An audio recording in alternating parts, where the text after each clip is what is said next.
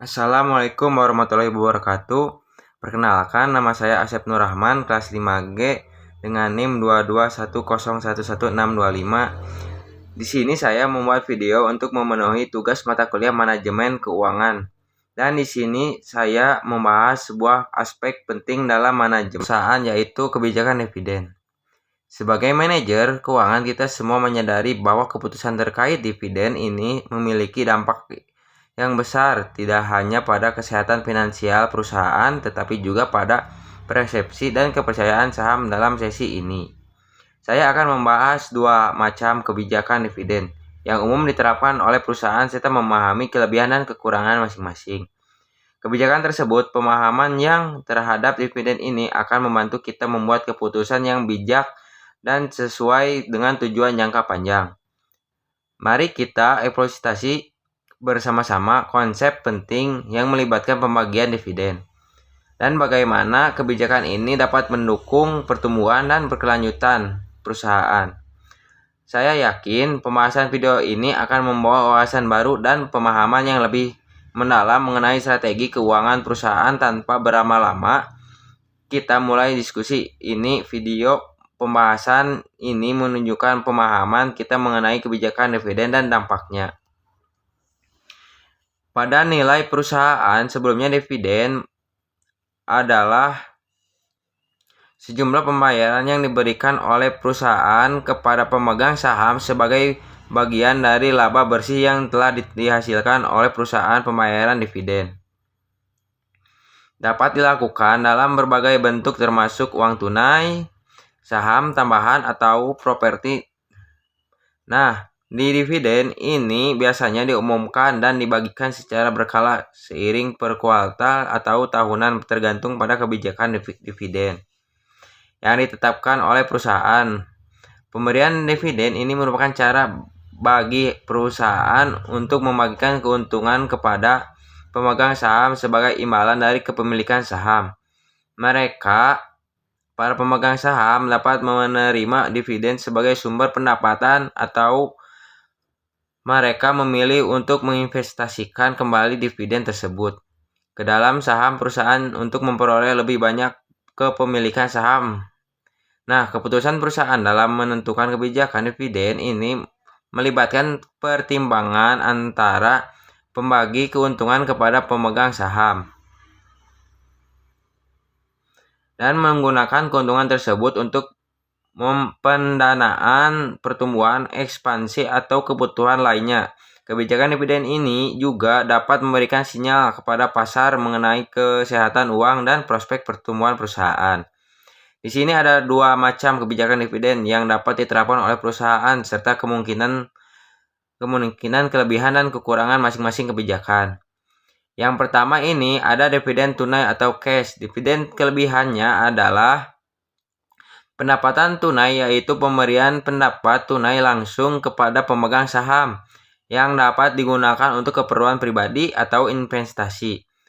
Yang kedua, kepuasan pemegang saham memberi kepuasan instan kepada pemegang saham karena mereka menerima pembayaran secara periodik. Kemudian ada kelebihan juga, pasti ada kekurangan.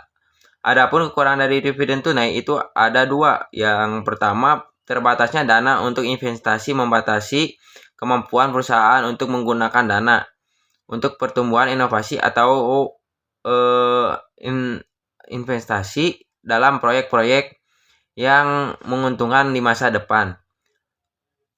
Dua, tidak fleksibel. Tidak fleksibel dalam situasi di mana perusahaan mengalami fluktuasi laba yang signifikan atau membutuhkan dana untuk kebutuhan darurat. Yang kedua, dividen saham atau stock dividend atau bonus shares, yaitu kelebihan yang pertama.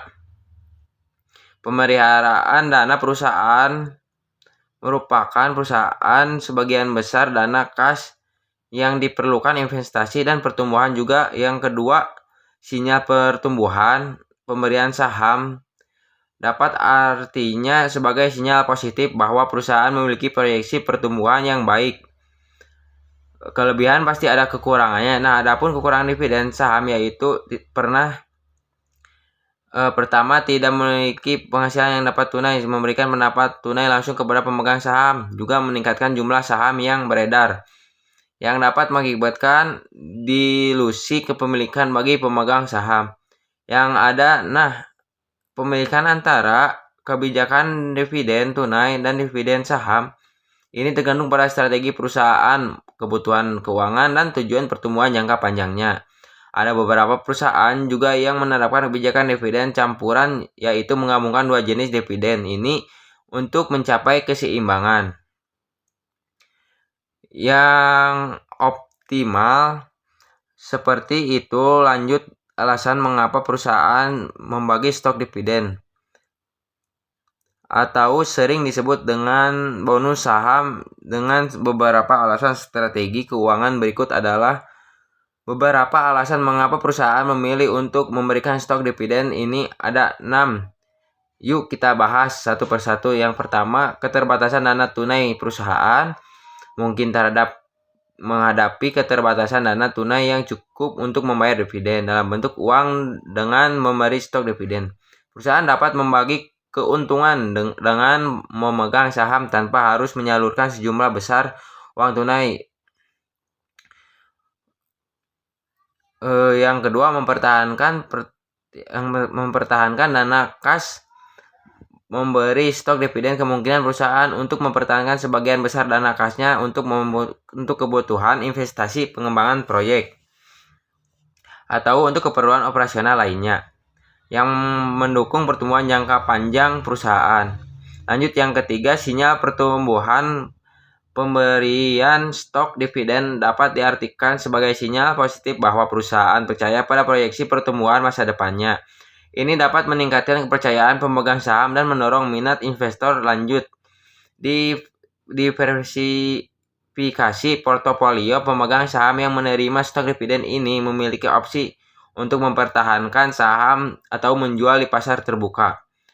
Hal ini memberikan fleksibel kepada pemegang saham untuk mengelola OL dan diversifikasi portofolio investasi mereka. Yang kelima, pertumbuhan kepemilikan saham. Pemberian stok dividen dapat meningkatkan jumlah saham yang dimiliki oleh pemegang saham, memberikan potensi pertumbuhan kepemilikan saham mereka jika kinerja perusahaan terus meningkat. Juga yang terakhir, beberapa undang-undang pajak. Nah, di sini ada beberapa peraturan pajak yang mungkin diperlakukan dividen saham dengan cara lebih menguntungkan daripada dividen tunai baik bagi perusahaan maupun pemegang saham. Meskipun stok dividen ini memiliki keuntungan tertentu, perusahaan biasanya mempertimbangkan baik keuntungan maupun risiko sebelum memutuskan memberikan stok dividen. Dapat bervariasi